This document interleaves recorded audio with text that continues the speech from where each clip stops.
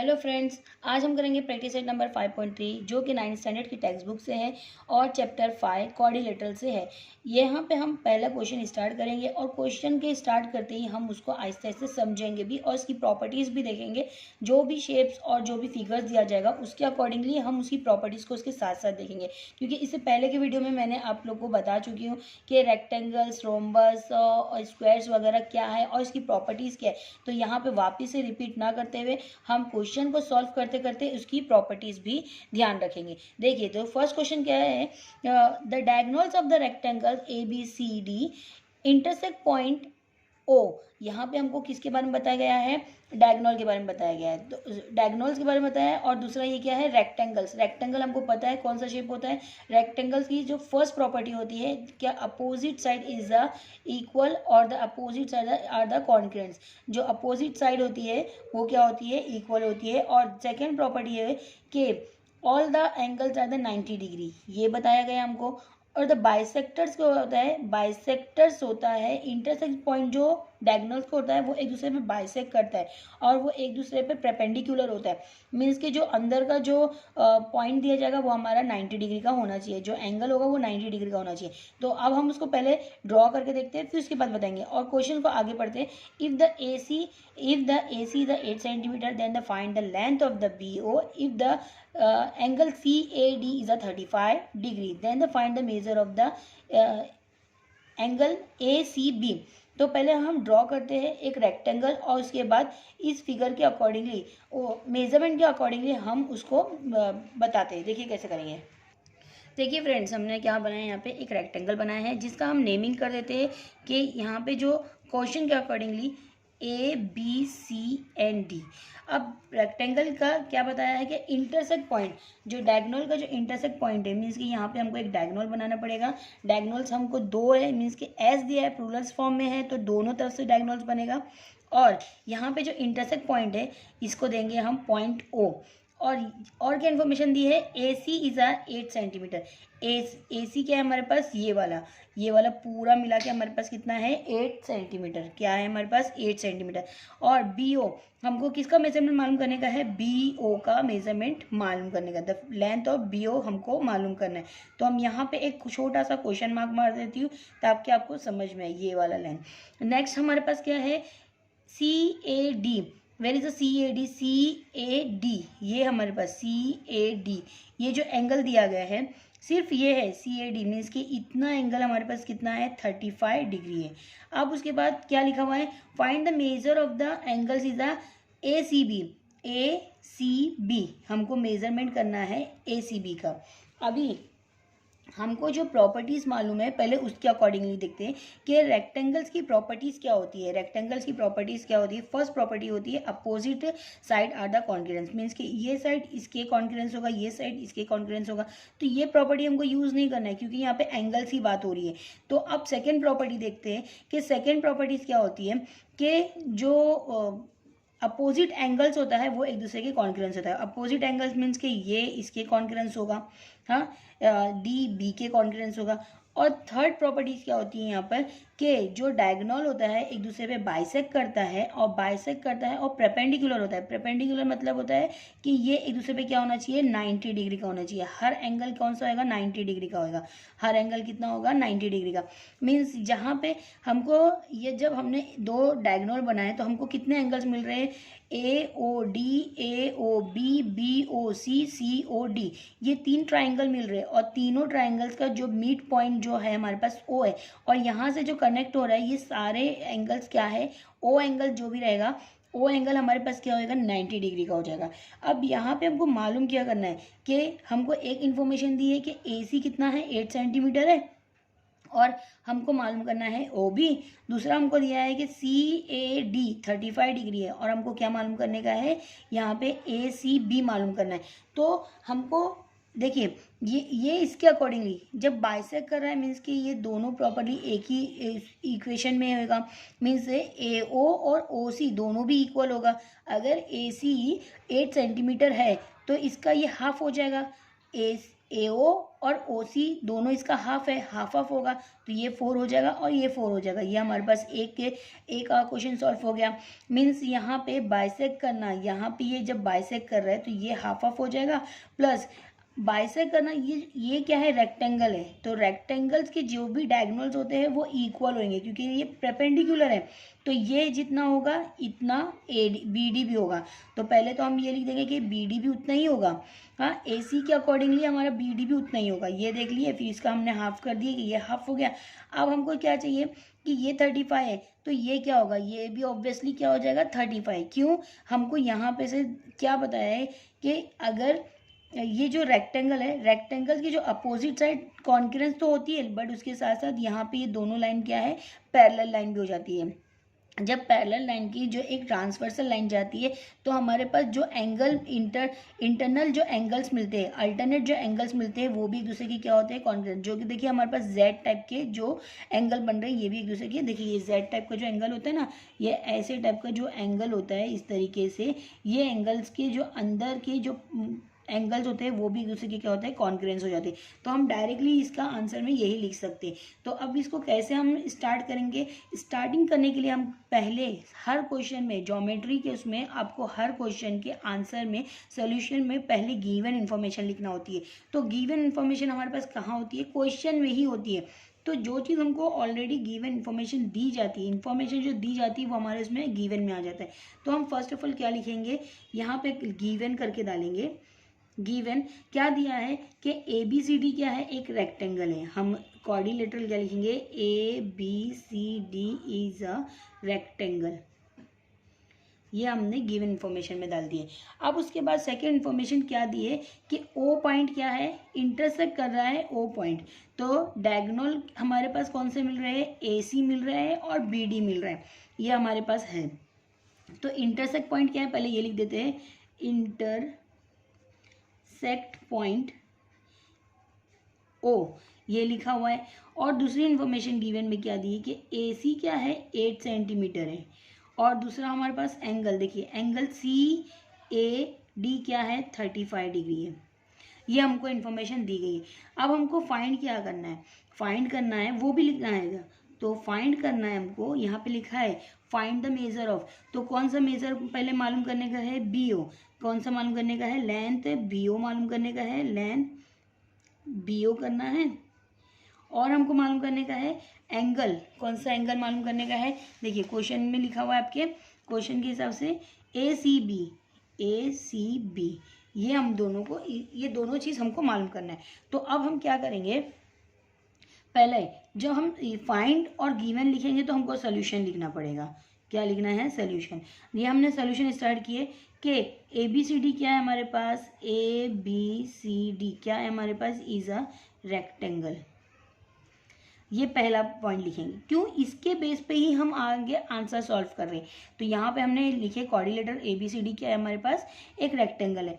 अब जब ये एक रेक्टेंगल है तो हमारे को मालूम क्या करना है, और दूसरी इन्फॉर्मेशन ये भी लिख देते हैं कि AC और BD एक दूसरे के इक्वल हो जाएंगे। कौन सा आएगा, AC is a concurrence to the BD, ये हमने लिख दिए। मीन्स अब हमारे पास जो AC है, AC कितना है हमारे पास, AC हमारे पास 8 है, तो BD भी कितना हो जाएगा, BD भी हमारे पास इक्वल हो जाएगा 8 सेंटीमीटर। BD भी इक्वल हो गया 8 सेंटीमीटर, AC BD के इक्वल है, इसके लिए therefore the AC BD is equal to क्या हो जाएगा हमारे पास, 8 सेंटीमीटर। अब पहला इन्फॉर्मेशन हमने ये लिख दिया। अब सेकेंड थिंग हमको क्या लिखना है कि हमको हाफ चाहिए उसका, तो हमको कौन से पॉइंट की ज़रूरत है, देखो हमको जो क्वेश्चन के अकॉर्डिंगली हमको BO चाहिए। कहाँ पे लिखा है, BO, लेंथ BO चाहिए। BO किसका हाफ है, BO हमारा BD का हाफ है। तो BD हमारे पास 8 है, तो हम क्या लिखेंगे, BO is equal to half of BD, half of BD, यहाँ दोनों में मल्टीप्लिकेशन होगा। तो BO हम क्या लिख देंगे, BO is equal to half of BD। BD हमारे पास क्या ऑलरेडी कितना दिया है, 8 सेंटीमीटर, 2 1 एंड 2 4 तो हमारे पास जो BO की जो लेंथ मिल गई है 4 सेंटीमीटर मिल गई है। BO कितना मिल गया हमको 4 सेंटीमीटर। ये हमारा पहला एक सॉल्व हो चुका। अब उसके बाद हमको क्या मालूम करने का है ACD। तो ACD से पहले एक और इन्फॉर्मेशन दी है कि CAD क्या है, angle measurement angle CAD is equal to क्या है 35 डिग्री है। देयरफॉर क्या है CAD is a concurrence to the, हम क्या लिखेंगे measurement angle CAD is a concurrence to the measurement angle ACB जो हमको मालूम करना है ACB। क्या है रीज़न, इक्वल क्यों है ये, क्योंकि ये क्या है अल्टरनेट एंगल्स है, alternate angles are the concurrence होते हैं। तो क्या लिखेंगे हम अल्टरनेट क्या लिखेंगे अल्टरनेट एंगल्स आर कॉन्ग्रुएंट्स, ये हमको लिखना होगा। रीज़न हमको कंपलसरी है क्योंकि ये रीज़न अगर नहीं लिखेंगे, यहाँ पे ये L है, अगर ये रीज़न नहीं लिखेंगे तो हमारे मार्क्स कटते हैं, तो इसके लिए हमको रीज़न इज़ अ कंपलसरी। अब इसमें क्या लिखने का है कि CAD कितना है 35 डिग्री है, तो ACB भी 35 हो जाएगा क्योंकि वो क्या है इसके कॉन्ग्रुएंस है। कॉन्ग्रुएंस मतलब होता है इक्वल है। तो मेजरमेंट एंगल क्या लिखेंगे, measurement angle ACB are also भी 35 डिग्री। ये हमारा सेकेंड भी हमको सॉल्व कर लिए। पहले वाले इसमें हमको BO मालूम करने का था, BO मालूम कर लिए और हमने मेजरमेंट एंगल ACB भी मालूम कर लिए। तो ये हमारा क्वेश्चन बस इतना सी है, बहुत ईजी है, सॉल्व हो गए। अब नेक्स्ट क्वेश्चन करेंगे। नेक्स्ट क्वेश्चन के लिए हम पहले रीड करते हैं कि क्या क्वेश्चन है। देखिए नेक्स्ट क्वेश्चन है इन अ रोम्बस। अभी यहाँ पे पहले वाले क्वेश्चन में हमारे पास रेक्टेंगल था बट लेकिन यहाँ पे क्या है रोम्बस है। तो यहाँ पे क्या लिखा है in a rhombus the PQRS is PQRS if the PQ is a 7.5 centimeter then the find the length of the QR and the measurement of angle the QP as the 75 degree then the find the measure of the PQR and the measurement angle of the SRQ। तो पहले हम rhombus देखते हैं और उसकी properties देखते हैं और उसके बाद हम सॉल्व करेंगे। तो क्या है देखते हैं रोम्बस की प्रॉपर्टीज। देखिए हमने यहाँ पे एक रोम्बस बना लिए। अब रोम्बस की जो शेप होता है ये डायमंड टाइप का शेप होता है। अब यहाँ पे हम लिख देते हैं कि ये PQRS है, ये हमने रोम्बस के पॉइंट लिख दिए। अब इसमें हमको बताया है कि PQ क्या है 7.5 सेंटीमीटर है। नेक्स्ट हमारे पास क्या इन्फॉर्मेशन है, लेंथ फाइंड द QR, तो हमको QR मालूम करना है, ये बताया गया है। नेक्स्ट हमारे पास क्या है QPS ये हमको जो दिया गया ना ये हमारे पास 75 डिग्री है। हाँ नेक्स्ट हमारे पास है find the measure of the angle से PQR दिस वन फाइंड करने का and the next is the SRQ ये फाइंड करना है। तो हमारे पास जो इन्फॉर्मेशन के अकॉर्डिंगली क्या दिया है कि PQRS एक क्या है रोम्बस है, ये दिया गया है। फिर नेक्स्ट हमको दिया गया है कि QP क्या है 7.5 सेंटीमीटर, QR मालूम करना है जिसमें हमको जो एंगल P है 75 है और Q और R हमको मालूम करना है। तो अब इसके लिए हमको क्या करना होगा कि जो रोम्बस की जो प्रॉपर्टी उसको ध्यान में रखेंगे कि रोम्बस की प्रॉपर्टी क्या है। तो रोम्बस की प्रॉपर्टीज़ में क्या है all side are the equal. पहली प्रॉपर्टी जो रोम्बस की होती है कि all are the equal side, सारी प्रॉपर्टीज सारी साइड क्या होती है मीन्स कि ये PS SR और QR और QP या फिर आप बोल सकते हैं PQ QR RS and SP ये सब क्या है एक दूसरे के इक्वल है। मीन्स अगर ये 7.5 है तो ये भी 7.5 होगा, ये भी 7.5 होगा और ये भी 7.5 हो जाएगा। तो हमारे पास एक आंसर तो इसी में मिल गया कि अगर QP हमको QR चाहिए तो हमारे पास QP कितना है 7.5 है, तो हमको ये QR मिल गया। नेक्स्ट हमारे पास प्रॉपर्टी जो होती है कि डायगोनल बाइसेक्ट करते हैं एक दूसरे को, बाइसेक्ट करते हैं मीन्स के एक दूसरे को प्रॉपरली डिवाइड करते हैं, ये हमको बता दिया है। अब उसके बाद क्या लिखा हुआ है कि यहाँ पे जो अपोजिट एंगल्स होगा वो एक दूसरे के कॉन्करेंस होगा। अपोजिट एंगल्स मीन्स के इस P के अपोजिट क्या होगा R होगा, Q के अपोजिट कौन सा होगा S होगा। तो अगर जितना P है उतना ही R होगा और जितना Q है उतना S होगा। ये हो गया। और फिर जो फोर्थ प्रॉपर्टी है क्या कि एडजेसेंट एंगल जो होंगे वो सप्लीमेंट्री होंगे। एडजेसेंट एंगल्स क्या होते हैं, सप्लीमेंट्री होते हैं। तो एडजेसेंट एंगल मतलब कि क्यू आर सप्लीमेंट्री होगा, आर एस सप्लीमेंट्री होगा, एस पी सप्लीमेंट्री होगा और पी एस सप्लीमेंट्री होगा।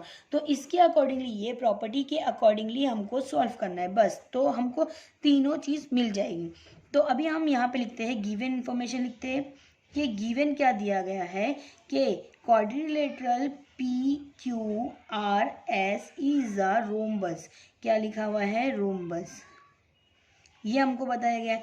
नेक्स्ट इन्फॉर्मेशन क्या दी गई है हमको कि क्यूपी दिया है। क्यूपी क्या है हमारे पास, 7.5 सेंटीमीटर है। और फिर एक और एंगल दिया है QPS, ये ऑलरेडी आपके क्वेश्चन में ही टेक्स्ट बुक में है। नेक्स्ट हमको दिया गया है, अब हमको और कुछ नहीं दिया, हमको फाइंड करना है। तो फाइंड की लिखेंगे। फाइंड क्या क्या करना है हमको, पहला कि QR मालूम करना है फर्स्ट। सेकेंड हमको मालूम करने का है एंगल PQR मालूम करने का है। और थर्ड मालूम करने का है SRQ मालूम करने का है। ये हमको मालूम करने का मीन्स कि फाइंड करना है। अब फाइंड करने के लिए हमने लिख दिए, तो अब उसके बाद क्या लिखने का, हमको सोल्यूशन करके डालना है। सोल्यूशन डाल दिए हमने। अब सोल्यूशन डालने के बाद क्या करना है हमको, कि हमको बताना है क्या है कि QP QR RS और SP क्या है, एक दूसरे के इक्वल है। Because that is this figure is a rhombus. तो हम पहले लिख देते हैं कि PQRS इज अ रोम्बस। अगर ये रोम्बस है तो देयरफॉर, पहली प्रॉपर्टी, देयरफॉर क्या हो जाएगा, QP इज इक्वल हो जाएगा QR के। Therefore QP is equal to the QR and also the RS and also PS, ये हमने लिख दी। Therefore ये कितना हो जाएगा, 7.5 सेंटीमीटर। क्या लिखेंगे यहाँ पे, all side are equal, all side of the rhombus are equal, equal, ये हमने रीज़न भी लिख दिए। हर साइड क्या होती है यहाँ पे, इक्वल होती है। तो हमको यहाँ पे क्या मिल गया, QR भी मिल गया, जिसमें हमको QR कितना मिल जाएगा, हमको 7.5। ये फर्स्ट जो हमको था वो मिल गया, ये फर्स्ट आंसर हमको आंसर मिल गया, ये हो गया। नेक्स्ट हमको क्या मालूम करने का, PQR। तो PQR कौन सा है हमारे पास, देखिए PQR है हमारे पास, PQR ये वाला है। तो यहाँ पे जो PQR है इसको कैसे मालूम पड़ेगा, P और Q क्या है यहाँ पे, एडजेसेंट एंगल से। तो हम क्या लिखेंगे कि एंगल P चाहिए, तो हम क्या लिखेंगे, QPS। क्या लिखेंगे, एंगल QPS प्लस होगा किससे, Q के, PQR के, एंगल PQR के। और यहाँ पे लिखेंगे 180। क्यों कि एडजेसेंट एंगल्स क्या होते हैं, एडजेसेंट एंगल्स आर सप्लीमेंट्री होते हैं। क्या होते हैं, सप्लीमेंट्री होते हैं। यहाँ पे हमको लिखना है रीज़न। अब यहाँ पे जो P है, P हमारे पास कितना है, 75 डिग्री है, तो हमने 75 डिग्री लिख लिए। अब प्लस करेंगे PQR नहीं मालूम है तो सेम एज इट इज़ लिख देंगे, इज इक्वल टू 180 भी सेम एज इट इज़ लिखेंगे। हमको किसको फाइंड करने का है, एंगल PQR मालूम करने का है, तो ये हमने उसी जगह पे लिखे और 180 लिखे। यहाँ पे ये प्लस के साथ है तो यहाँ पे क्या हो जाएगा, माइनस के साथ हो जाएगा। तो ये कितना हो जाएगा, 75 माइनस 75 आएगा। तो 75 180 से माइनस होगा तो क्या आंसर आ जाएगा हमारे पास, PQR, सॉरी यहाँ पर आ जाएगा हमारे पास 105। माइनस करेंगे तो कितना आता है, 105।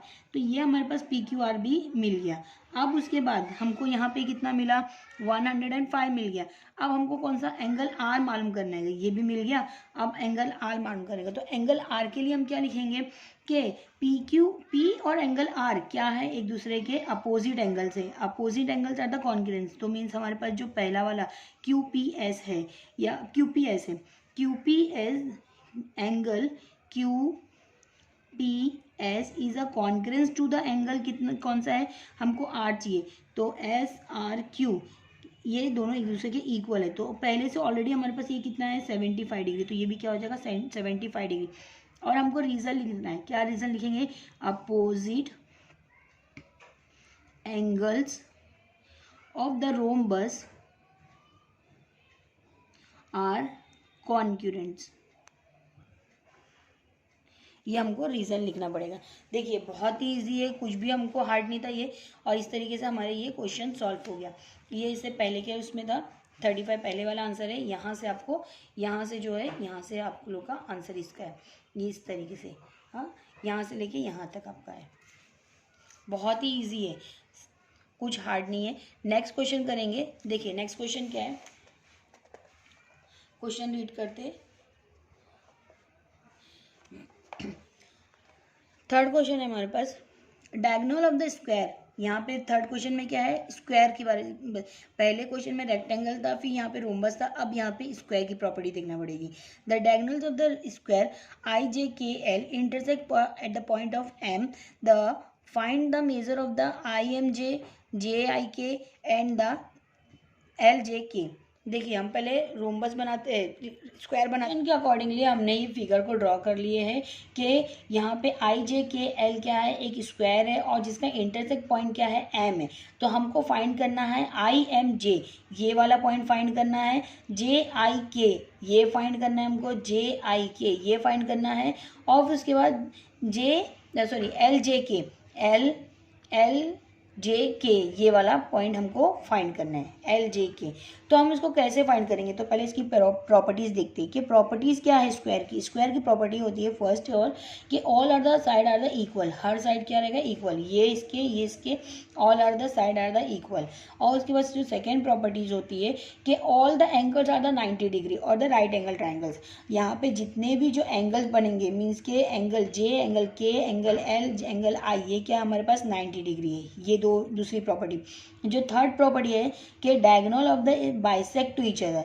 डायगोनल क्या करेगा, एक दूसरे को बाइसेक्ट करेगा। बाइसेक्ट करना मतलब वो हाफ ऑफ में डिवाइड करेगा। मीन्स के अगर ये एंगल कितना है, 90 डिग्री है, तो 90 डिग्री का ये जो हाफ हो जाएगा 45 डिग्री। तो हमारे पास जो एंगल आई चाहिए, हमको सिर्फ इतना पार्ट चाहिए, तो ये कितना हो जाएगा, 45 डिग्री। उसी तरह से कि डायगोनल एक दूसरे पे परपेंडिकुलर होगा। The diagonals are the perpendicular to the each other. तो परपेंडिकुलर मतलब कि स्टैंडिंग खड़ा है, तो ये क्या हो जाएगा, जितने भी एंगल ओ एम पॉइंट से जितने एंगल्स निकलेंगे वो सारे कितने हो जाएंगे, 90 डिग्री के हो जाएंगे, राइट एंगल ट्राइंगल हो जाएंगे। बस यही इन्फॉर्मेशन के अकॉर्डिंगली हमको इसको सॉल्व करना है। तो हम पहले गिवन इन्फॉर्मेशन लिख देते हैं कि गिवन क्या दिया गया है हमारे पास, कि quadrilateral I J K L is a square, ये लिख दिया हमने। सेकेंड पॉइंट हमको क्या लिखने का है कि यहाँ पर जो इन्फॉर्मेशन दी है कि M is a mid point, sorry M is a intersect point,